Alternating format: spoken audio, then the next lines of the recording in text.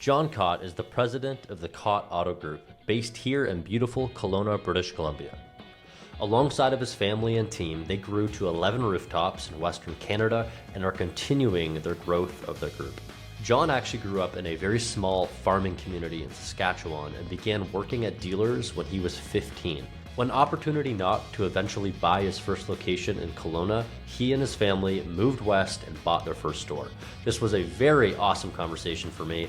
When I moved to the city, I seen John's stores, and finally to connect with him and hear his story and his passion about the automotive space, it was a highlight for me. Thank you everybody for listening in. Enjoy the episode. John, congratulations on Okanagan Dodge acquisition. That's exciting. Thank That's you. number 11, I believe. Yeah, correct? We're pretty excited about it. So it being in Kelowna and the Okanagan here, so it kind of falls into our, our synergies and our platform and whatnot. So we're pretty excited about having that store.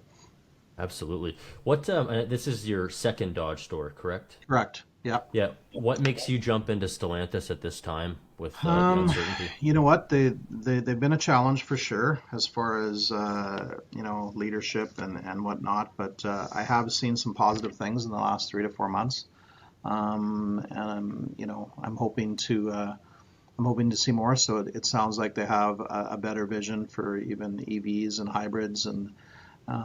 So, as long as they keep putting on some incentives on the new vehicles to make them competitive, which they've been starting to do over the last 2-3 months, I feel that, the brand's going to be on the uptick, right? Because, it has been one of the most challenging brands that we have for sure. So, we're optimistic about next year. The big thing with this one was, having 5 other dealerships in Kelowna, it just made sense, right? So to have another opportunity, and especially when you tie in the used cars, right? So, that gives us roughly around 600 used cars in Kelowna, right? So it allows us to do that, right? So Absolutely. Well, with Tim back in the Ram seat as CEO now, that should hopefully bring back the Hemi. I know there's some talk about that, some rumors, so we'll see where that goes. No, they've got some pretty cool vehicles, muscle cars. I've got a Demon myself that I got this year, and it's a big, powerful beast, right? When you take it out and whatnot. So there's still a lot of love for that type of stuff, and there's still a lot of loyalists with Dodge and Jeep. Jeep's a great brand, so they have a ton of loyalty with the Jeep brand. So those are going to be some of the assets and some of the vehicles that we focus more on, right? So definitely. All right. Well, I'm sure we'll circle around back to talk about the markets and Stellantis and the brands. Yesterday, you guys released your very first episode of Get Local with Genesis, and I watched it. Fantastic concept. Thank you. And I'm not just saying that because you have the perfect blend of community people, but also Genesis in the eyes of the right individuals. Right. I guess the idea behind it was, it's a little bit of a steal from Seinfeld, Coffee with Cars with Comedians or whatever. But I wanted to do, obviously having Genesis as the backdrop. It's a newer luxury brand, and we really want to get that name out into the Okanagan and Kelowna and even Canada wide. It's a beautiful product, and it has everything that all the major luxuries have. So. And this was just an idea where I could kind of tie, 3 in 1 sort of, get some awareness to luxury with Genesis, and then also just bring some local people together, which is, local business people, and then, tie it into a restaurant, more local restaurants than the name brands and the big box brands. So that's going to be the thing. We'll probably try and do some other type of people, maybe the mayor of Kelowna and some other things. But Kelowna now is going to push it on their platform for us. Oh, awesome! So it'll hit their website and all their platforms as well. So I'm hoping that it takes. I was pretty happy with the first one, so I think Dale did a pretty good job on it as well. And the young guys from the restaurant there, it's a good story, right? The restaurant business is pretty tough nowadays. So to have 2 young guys, kind of put it all on the line and be 10 years in, that's kind of why I chose them as well. Absolutely. Well, I'm looking forward to more episodes. Right on. Let's dive Glad you into enjoyed it. Yeah, absolutely. Let's dive into who JK is. I know you go by JK. I see that Yeah, I do. all Yeah, over the internet. So, um, grew up in a very small town in Saskatchewan, correct. Yeah. farming family. Yeah, you know what? I just got in the car business. My family were farmers, right? So my dad and grandpa had the local farm. So in the off season, because you're either seeding in, just you're either seeding in that May, that that April, May, and then harvest is end of August. So on the off seasons, when I wasn't, out on the farm, I was always working at the dealership, so I started in detail and doing the lubes when I was a teenager, 13, 14, and 15, and then when I turned to 18, I wanted to try selling cars and watching those salesmen and everything from when I was younger. And then my dad was a salesperson at Eaton, so I kind of had a little bit of inherited natural salesmanship, and I just wanted to. So I it's a funny story, but I was pretty persistent in the local dealership, Barber Motors, Mel Barber, and giving me an opportunity as an 18-year-old, which he did, and kind of never looked back. So, learned a lot of things from him when I first started, and kind of carried him through now. But that's just was always pretty good at it, and I ended up being a way better, car salesman slash car guy than I was a farmer. So, yeah.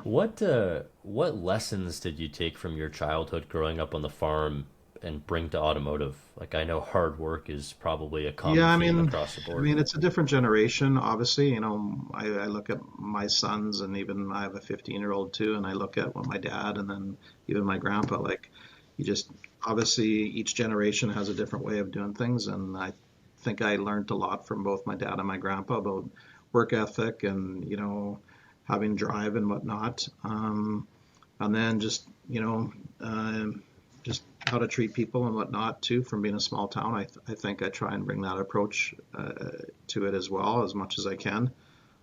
So I think the combination of all those type of things. So I still kind of make small town decisions that you would make in a small town, whether it's how we how giving out the turkeys and doing stuff like that are traditions that I learned from growing up there and being a bit of a small town guy. You never kind of forget where you come from, right?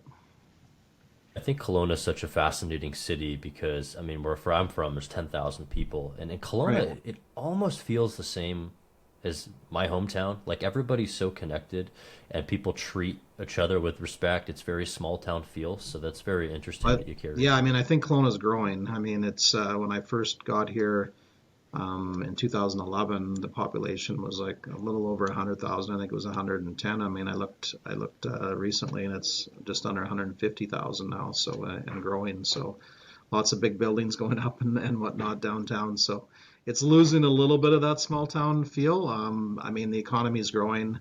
So I feel pretty good being in Kelowna, right? If you had to pick a spot to live in Canada, Kelowna's got to be in the top list, right? So. Definitely.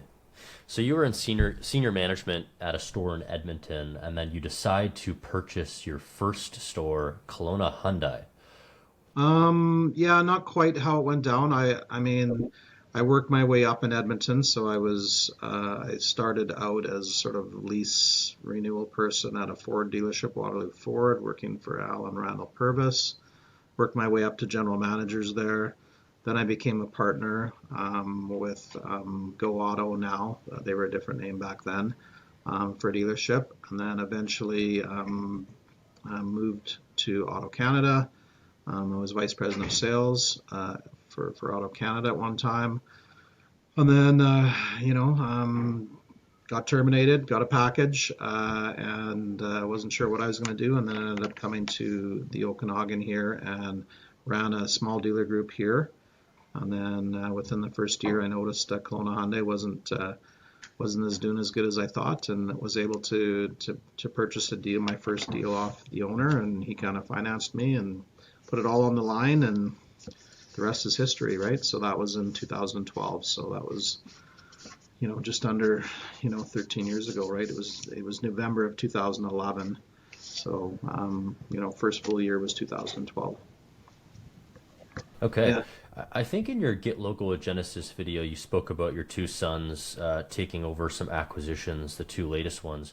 Going Yeah. back to your acquisition from Hyundai, what surprises came about? What learning lessons did you take away from that? Because I'm sure there's On the several. first one, you mean? On the first one? Correct. Correct. The Yeah. first one, oh, I was so green, right? I mean, I had been involved in acquisitions for the companies I had worked for before, but when it's your own money and you don't have a CFO and you don't have, all these advisors and different managers, and obviously both AutoCan and Go Auto were seasoned at doing acquisitions, so I had observed and learned. But your first one, you get educated pretty quick when it's your own money and whatnot. So, but the person I bought it off of was pretty good to me.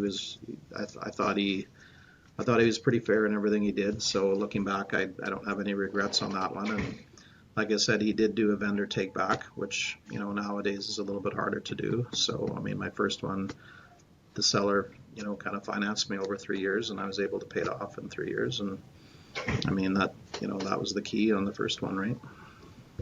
Awesome. How did that feel for you? I mean, you're working in these big dealer groups and you finally have, your own name on one. What was the initial vision Yeah, I for mean the it was pretty store? exciting. It was risky. It was exciting. It was nerve wracking. It was, the bank was saying, why is a guy with this big a net worth selling to a guy with this low net worth on this dealership, and they limited me on my income the first couple of years, so I had to take sort of the finance bank told me I couldn't take more, a certain salary, which I was used to making a lot more. So that part was good. I mean, my wife and family were pretty supportive because it was kind of a dream and something I always wanted to do.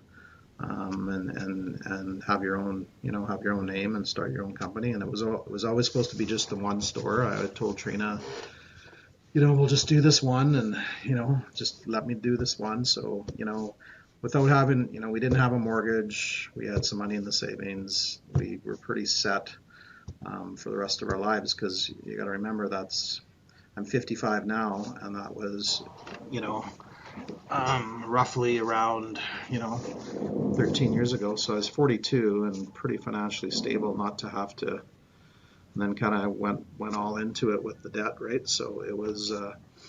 I guess that would have been the biggest thing, is, but I was pretty driven. So I mean, when I first started, I was the sales manager. I desked every deal. I touched every customer. I did everything the first 2 or 3 years, before we really started to grow and do everything. So I would say that I was, ultra hands-on on my Yeah. first store. No kidding. It sounds like it. So you said you only wanted to have the one store. What point did it change for you? Because I mean, 1 to 11 must I have don't know. quite the I guess I difference. got bored a little bit with the one store, and like I said, with my previous jobs, I was used to running several stores. So then it was just like, okay, well, and the same owner I bought Kelowna Hyundai had other stores, so the second store was actually from him as well. So it just was a standard, just kind of graduated into that, right? So the second store was Maple Ridge, and then we added the used car lot by direct, which I kind of had the foresight to see that, where buy direct was, that's where I wanted to build Kelowna Hyundai someday. So I did a lease on the used car lot with the option to buy the property at the end and have first right of refusal. And that worked out really well for me, right? So, being able to, tie up that lease and that property in 214, to where my home now is at Kelowna Hyundai, Kelowna Genesis, and Buy Direct, I think was pretty smart at the time in 214 to look that far ahead, but that ended up being really good for us. So. Absolutely. And you mentioned your family as well.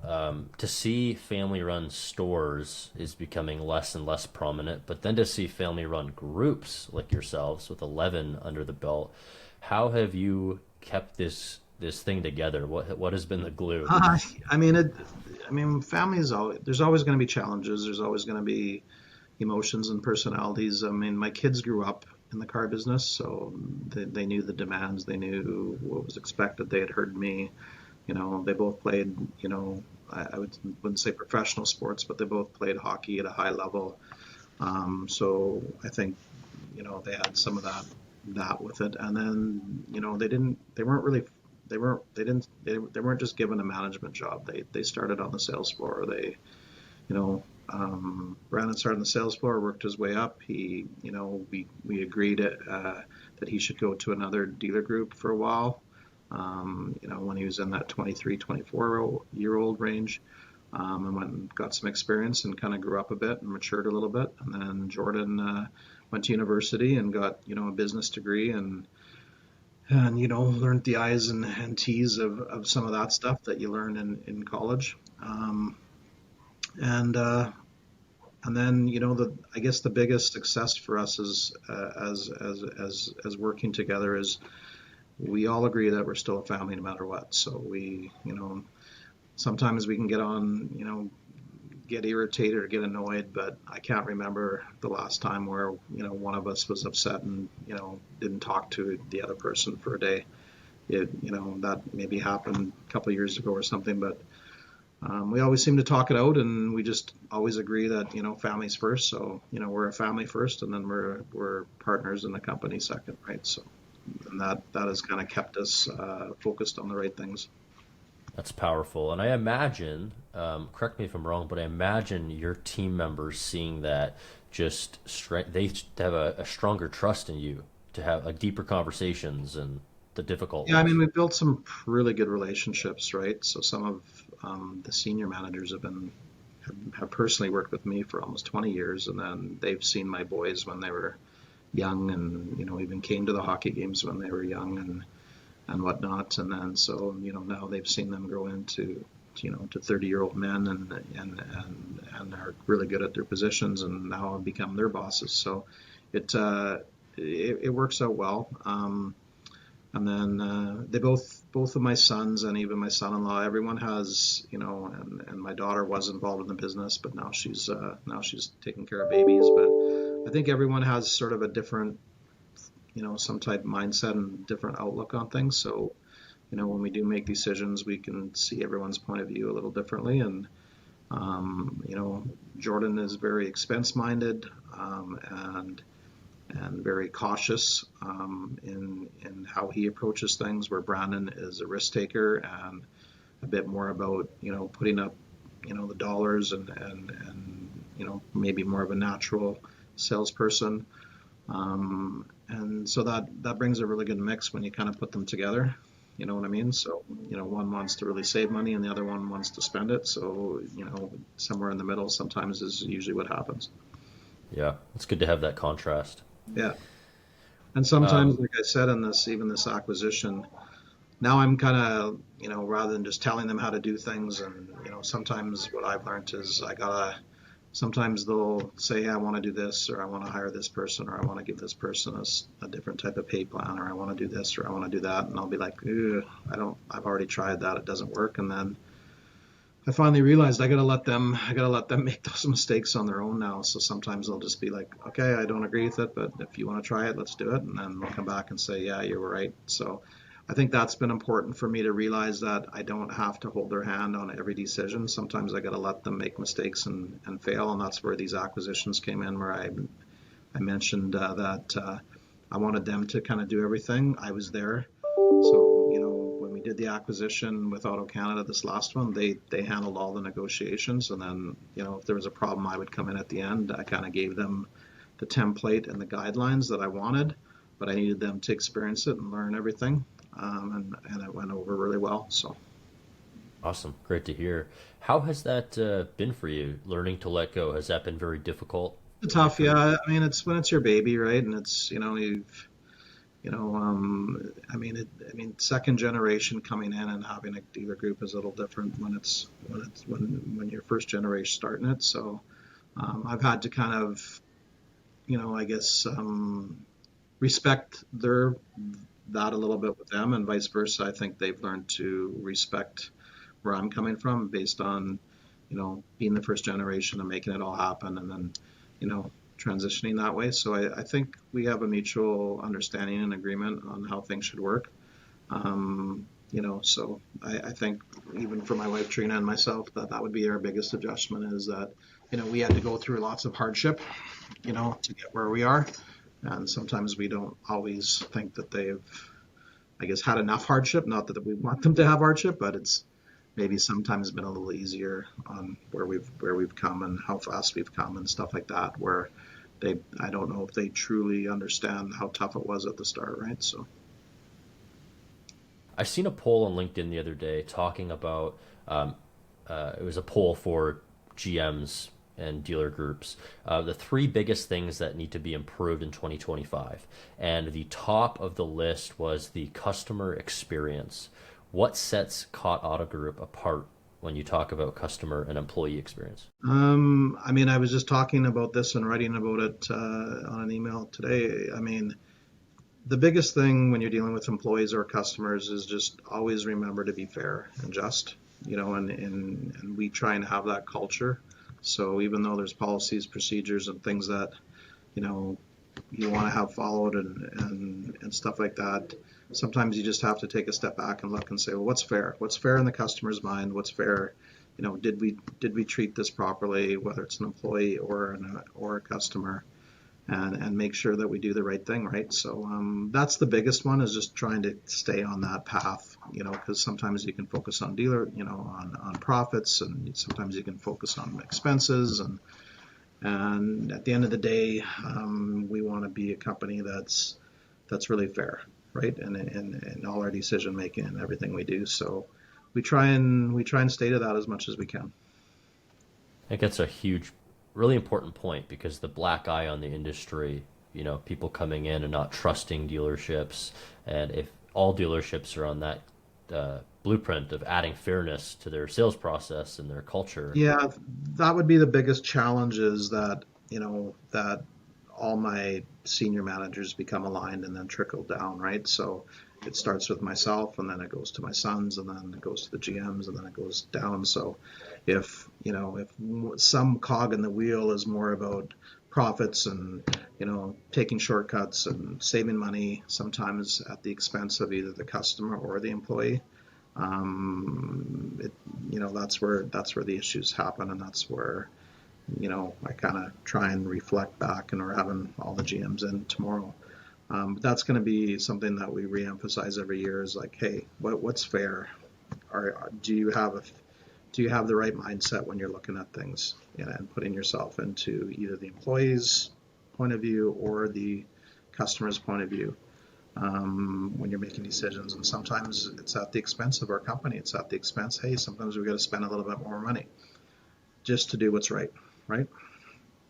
Yeah, you mentioned your My leadership. biggest challenge would be to make sure that, now you got 300 employees, and it's easy for, myself and 10 guys to think that way, but the hardest part is getting everyone to think that way. You mentioned your leadership team and managers and GMs. How do you find great talent and build that team and then make sure they align with your culture? You know what? I've been fortunate that it hasn't been as hard as some may say. We have lots of people that now are reaching out to us because, I think they like, we have a good reputation. They see that we've had lots of people that have worked for us for, 10, 12, 15 years, and in that, none of the GMs have left. General sales managers, a lot of those guys have been with us a long time, and then we try and promote within, and we have a great training program. So the training and development of staff has always been, I think, really important to us, and I think because of that, we've been able to, get more people that, maybe aren't getting developed as much at where they're working, and they see, they know they're going to get pushed, because I mean that's also my reputation, and or our company reputation. But they want to be developed, they want to keep growing, and they want, more opportunities, and they think they can get it, right? So with our company, so we always seem to be able to fill a position pretty quick when it comes to management. Sometimes the support positions are a little bit trickier, but the management, the senior level managers, have not been an issue for us at all. That's incredible to hear. That's usually a Yeah, challenge. yeah. You mentioned sales training videos. 6 months ago, roughly, I was watching one of your videos on YouTube. I think you were at one of your Chrysler store, and you were talking about when you started in sales, you bought somebody coffee like I'm paraphrasing it, at maybe a Tim Hortons or something, and then that person came in and asked for John. Can you share that story? Yeah, I wasn't Tim Hortons back in those days. I'm dating myself a little bit. You got to remember that was when I was, 19 or 20 in Weyburn. But the story goes like this. Mel Barber at the time um, said you have a day on the road. So your day on the road meant go prospecting. And nowadays it's called a day off, right? But back then I took it literal. Like the boss says, "Hey, a day on the road," I jumped in my car and started knocking on doors and whatnot. But and he also taught us, when you're out for coffee or prospecting or do whatever, try and promote yourself. So, like I said, I was very young and schoolish at the time on wanting to be the best I could be. So, I noticed a lot that everyone was going for coffee in a small town at the same time. So, I asked Mel at the time if he would fund, a small amount of me every day. So what I did is, at the time, coffee was only 25 cents. So I would go to a coffee shop with, another colleague of some sort, and I would give the server, $10 or whatever it was at the time, and ask if she could pay for everyone's, with the 10 or 15 business cards. And she would go around because there were, in a small town, there was a lot of older senior people and whatnot, that was their standard, that was their thing to do. They would go for coffee. So I'd pick a different place once or twice a week, and I'd buy the coffee for the whole coffee shop, and it wasn't that much money. And Mel paid for half. He co-opted me on it, and sure enough, yeah, people started saying, "Hey."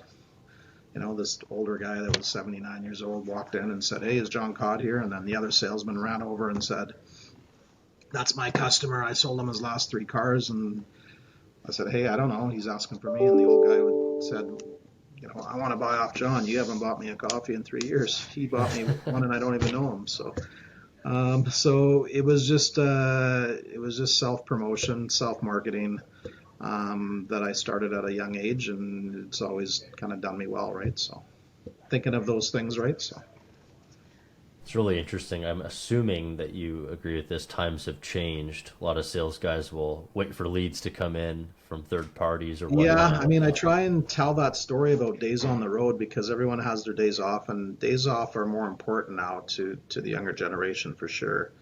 Than my generation or even my dad's and grandpa's generation. You worked on your days off a lot, right? So now those days are important to people and important to families, and that's been an adjustment, probably for a lot of owners that are my age. So, but the day on the road is, if you're going to be off and do errands, why not teach the guys on how to promote themselves and whatnot? So I try and use that day on the road thing, a little bit, and some guys work it, and they'll get referrals or whatnot, but it's still, I think, an important part of being a salesperson is promoting yourself, in wherever you're buying things or whatever you're doing, and I think a lot of people forget that, right? So there's people always need a car, right? So you never know when they're going to need one, so why not promote one with everything you do, right? Promote who you are and what you do in your business, right? So. It makes sense. With 11 dealerships, where does the vision carry from here? Do you and your boys We're going want to to have grow this? small organic growth. We paid off a lot of debt last year. We're hoping to pay off lots this year. It's been a good year. Not as much, not as good as last year. Both Stellantis and Nissan were down a little bit. The Hyundai brand is awesome. Kia brand is awesome.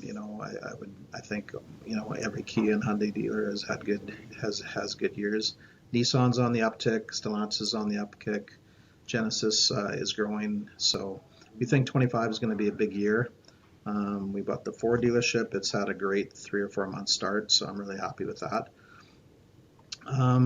So yeah, I guess I would say that, small organic growth. I think I put in our 5-year plan with the bank that we wanted to get to 15 by 2029.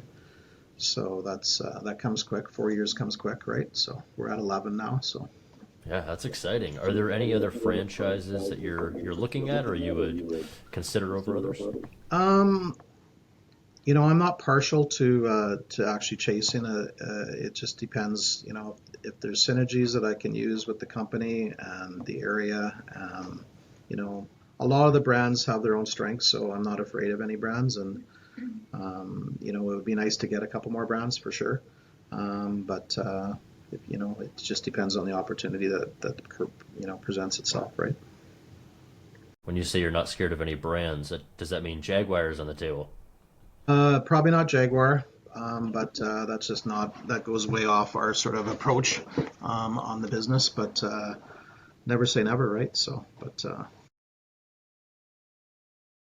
What trends do you see shaping the automotive industry in the next few years? well, I mean, we got to be conscious of the EVs and what's happening with China and whatnot, and how dominant they are in other markets and stuff. So, I could see them coming into Canada, and obviously, with the election and the new leadership in the U.S. I have a feeling with the tariffs and everything that could affect the auto industry next year. So I'm anxious to see how that's going to level itself out. But most of my brands are going to be pretty good regardless. So it might not affect myself as some of the Japanese brands. Wait and see. I think the economy is going to be good. I think the supply and demand has really opened up. I think a lot of the brands have got more efficient on their vehicles as far as supply, vehicle supply and what's going to happen and the way they're forecasting and whatnot. So I'm feeling pretty good about things. So I'm feeling good. I think the used car market is going to be really good next year. And then our service and parts operations had a record year, so I think that's going to trickle into next year. So, those are the pillars we're going to focus. We want to, everyone comes to the brand to buy a new car, but it's the other, it's used parts and service that sometimes can make or break your success in a dealership. So we're going to be pretty focused on those as well, right? So. Yeah, and I imagine a Canadian 2025 election will be beneficial as well. Oh yeah, no, that's we're hoping for good things there. That's for sure. Absolutely. Where do you see AI coming into the dealership space? How are you guys adapting it right now? We're at the infant stage because I mean, there's different levels of AI and there's different companies that say AI, but they're not really AI. But I think obviously, with internet and how you communicate and everything like that is the future. So, with technology and whatnot, I think it's going to keep improving. And I think there's some advancement that even in our company that we can use to give better customer experience and whatnot. So we're you know we're growing. We have a technology manager that heads that up, and he's brought some new things to the table as far as how we do our descriptions on used cars and how to make us more efficient on internet leads and whatnot. So those are things that I think are gonna keep helping us get more efficient. Um, I think we're probably a 6 out of 10 on that right now, and I would like us to get to a solid 8 or 9 on that by the end of the year. So there's definitely some opportunities for growth in our company on that. So Amazing. It's been really cool seeing all this new technology coming out and seeing how yeah, we're dealers are gonna go to really. NADA and really explore a lot of some new software and some new companies.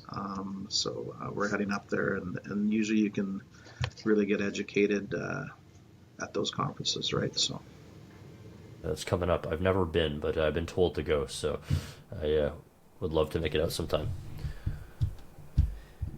With Stellantis, how do you feel about these price cuts that they've been talking about? How do you think it's going to impact you guys? Yeah, I've heard rumors of that, but I'm sure you have some more intel on that.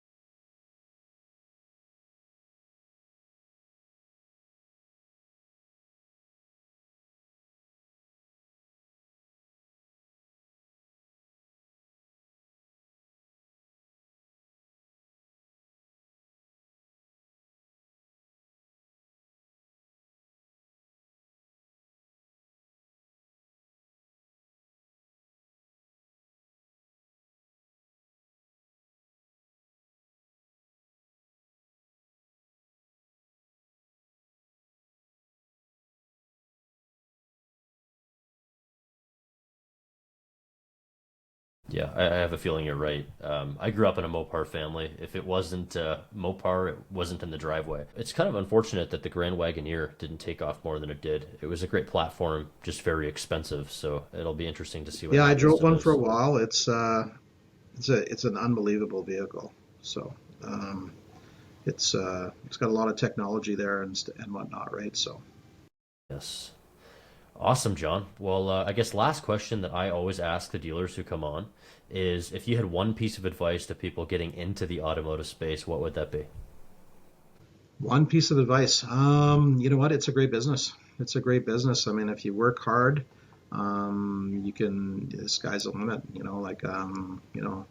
For myself, like I have a grade 12 education. I'm doing pretty good. So, I was pretty driven. I worked my butt off, and the business can be very rewarding if you have that mindset, right? So, you know, there's so many different fields that you can go into in the auto industry, right? Whether it's technology, whether it's sales, whether it's service, whether it's parts. So it's like five different businesses in one, right? So there's something for everyone, right? I think that's something that people overlook often is the how much dynamic there is in auto space. Awesome, John. Well, thank you so much for your time. I appreciate Thank it. you so I know much. you're I a busy man. appreciate you taking some time, and we'll look forward to seeing each other again. I hope you found some value in this conversation, just like I did.